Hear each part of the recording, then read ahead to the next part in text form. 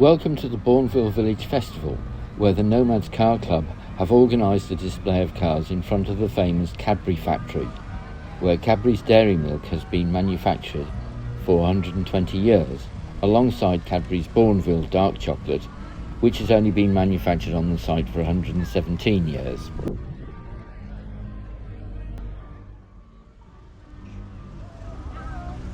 This is Herbert, my 1938 Austin 12 new Ascot. He certainly enjoyed the sun. He has a 12 horsepower side valve engine and a 4-speed gearbox with synchromesh on the top 3 gears, a comfortable top speed of 60 miles an hour, and does a little over 25 miles per gallon of E5 petrol. He was the luxury model as he has a sunroof. He was, of course, built at the Austin factory, latterly home to MG Rover Group until April 2005, just a few miles to the south of the Bournville Cadbury factory.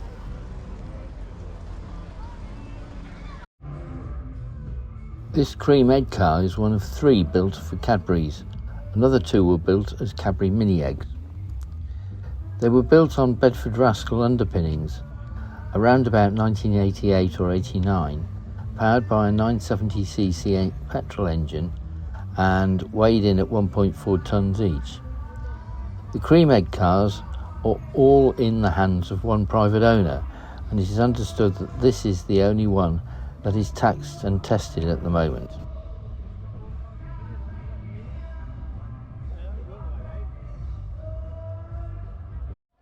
This little car is a 1948 Morris 8 Series E, and is one of the last of 120,434 produced between 1938 and 1948. During the war, they were produced solely for the military and for the civil service. The side valve engine at 918 cc's produced 29 brake horsepower. They were produced in both England at Cowley and in Australia.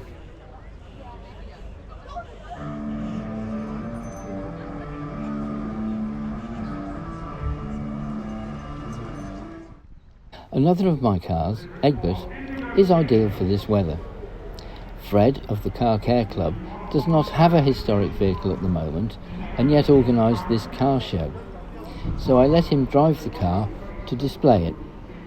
Egbert is a 1965 MGB, well, parts of him are, and I rebuilt him between 1990 and 1995 into a new heritage body shell. He has now completed, or bits of him have, over 230,000 miles, and he was on the Enthusiasts of British Motor Vehicles stand at the Restoration Show in the NEC in March. One of our friends overheard a conversation about the best MG in the show on the MG Owners Club stand, and apparently it was the black one in Hall 4. Egbert was the only black MGB in Hall 4. This is Bill, stablemate to Egbert and Herbert, but belongs to Pat. He was her everyday car. Here's a 1979 MGB GT, named Bill because he went into a body shop last century and came back looking pristine, but with a big bill.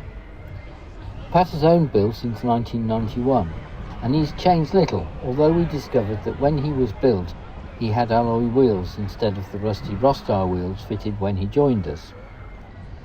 He has almost covered 130,000 miles and was retired from daily duties in 2000. This is an Austin Healey Sprite, sister to the MG Midget, dating back to early 1970. It is fitted with a tuned 1275cc Austin A-Series engine. So many of the BMC cars at that time had A-Series engines. As can be seen, this entry-level sports car came with good instrumentation, which comprised a speedometer and a rev counter, oil pressure and water temperature in a combined gauge, and a fuel gauge. More than adequate for a car of this size. The car is displayed with its roof packed away, but who would want to use a roof in such brilliant weather? This 1973 Hillman Imp is unusual in that its 875cc engine has been replaced with the BMW motorcycle engine. This, presumably, makes it a little quicker. The Hillman Imp and its derivatives were produced between 1963 and 1976. Its main competitor was the BMC Mini, which easily outsold the Hillman. This 1997 Robin Mark II estate was built with a fiberglass body in Tamworth by Reliant Motors. The car weighed less than half a tonne. It has an 848cc engine of Reliant's own design. The smaller 747 engine in earlier Reliant three-wheelers was directly related to the Austin 7 engine that went out of production at Longbridge in 1938. Remarkably, these three-wheel cars were capable of exceeding 80 miles an hour. Real Mini components contributed to this model, with the front door handles being instantly recognisable, but also the 12-inch wheels and brakes were taken from the Mini. The Ford 105e Anglia is probably one of the best-known 1960s cars amongst the youth of today, as a blue one starred in Harry Potter and the Chamber of Secrets, where it actually flew in the film. This 105e Anglia dates back to September 1961 and is fitted with a Kent 997cc engine producing 39 brake horsepower. The 105 was the last of a range of small Ford cars to carry the name Anglia between 1939 and 1967.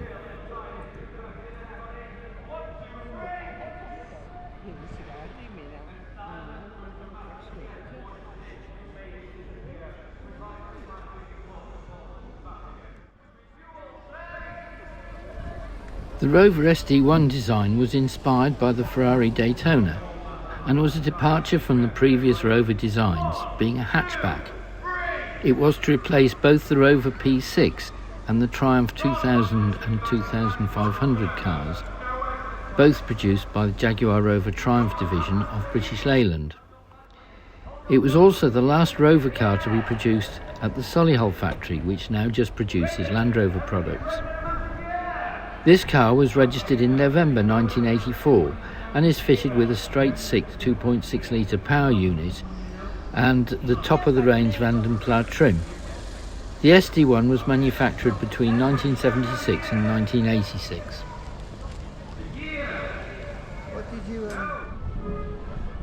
The winner of the Car Care Club's prize, awarded by Fred, was this rather lovely Riley RMA, dating back to July 1949.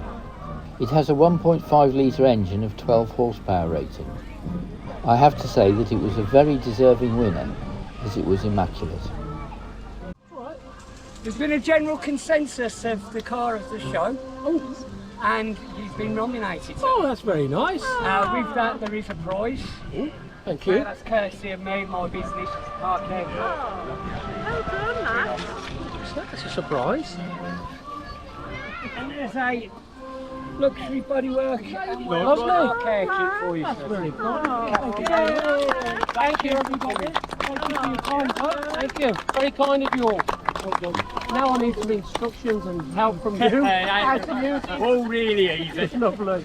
Thanks, everyone. It's really kind of you. Well done. And I Lovely. hope to see your car nice and clean and shiny. Yes, it'll look a lot better than that next time. Thanks, everyone. It's very kind of you. Everyone, it's been brilliant. And hopefully we get a big crowd again together. Inside, the luxurious leather and woodwork were in excellent condition. And I loved the window shelf in the back, with its china ready to serve up afternoon tea. It was so hot that the Tunnocks caramel biscuits would have melted had the biscuits not previously been eaten and the wrappers used to disguise blocks of wood as the biscuits so that no one would notice they had been pinched. This is a Bowford Series 3 car with a 2.4 litre engine and registered in June 1981. The cars were supplied in kit form from Biddulph in Stoke-on-Trent. The bodies are fiberglass and the doors are modified Real Mini doors. The earlier Beaufords using a modified Real Mini body shell as the passenger compartment. These cars are frequently used as wedding cars as they look like luxurious vintage cars.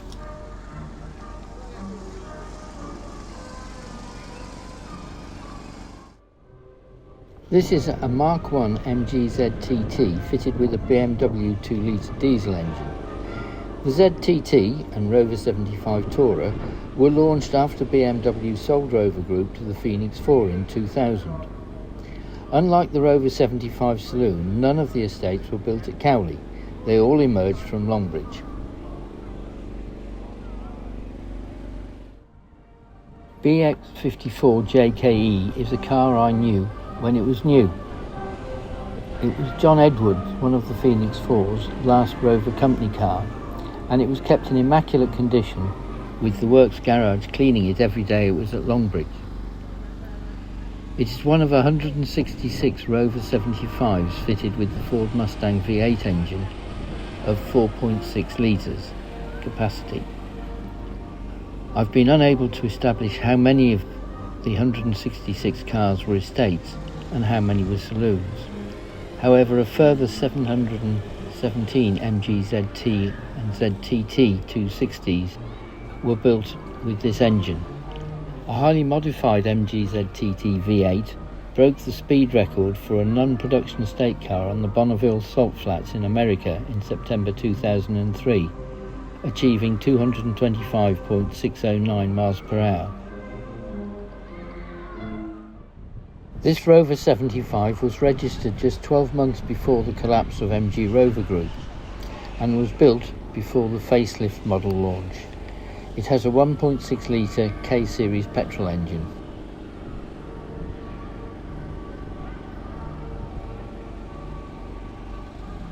Another Rover 75, this time a saloon fitted with a 2-litre BMW diesel engine. I was advised that the warranty claims for oil leaks on this engine were quite high.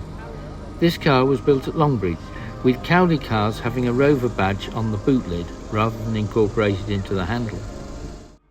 This is a lovely Rover 800 Fastback, a top-of-the-range Sterling, which had a very well-appointed office with sumptuous leather seats and all the toys, which included a 2.5 litre V6 K-Series engine under the bonnet.